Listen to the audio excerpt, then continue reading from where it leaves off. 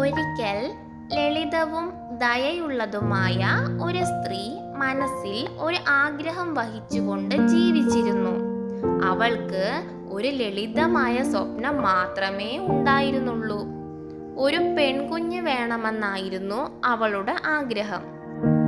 ദിവസങ്ങളും മാസങ്ങളും കടന്നുപോയി.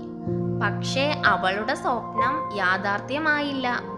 ഒരു ചെറിയ പെൺകുട്ടി വേണമെന്ന അവളുടെ ആഗ്രഹം കൂടുതൽ ശക്തമാകുന്നു. ഒരു ദിവസം അവളുടെ സ്വപ്നം സാക്ഷാത്കരിക്കാൻ അവൾ ഒരു മന്ത്രവാദിനിയെ സന്ദർശിച്ചു.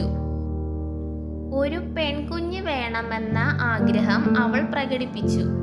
മന്ത്രവാദിനി ഒരു മാന്ത്രിക ബാർലി ധാന്യം വാഗ്ദാനം ചെയ്യുകയും അത് നടാൻ അവളോട് ആവശ്യപ്പെടുകയും ചെയ്തു.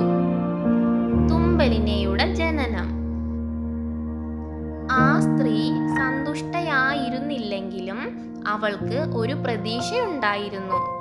ഒരു പൂച്ചട്ടിയിൽ മാന്ത്രിക ധാന്യം നട്ടു. അവളെ അതിശയിപ്പിച്ചുകൊണ്ട് അടുത്ത ദിവസം മാന്ത്രിക ബാർലി മനോഹരമായി ഒരു വലിയ പുഷ്പമൊട്ടായി വളർന്നു. അത് ഒരു തുലിപ്പ് പോലെ പ്രത്യക്ഷപ്പെട്ടു.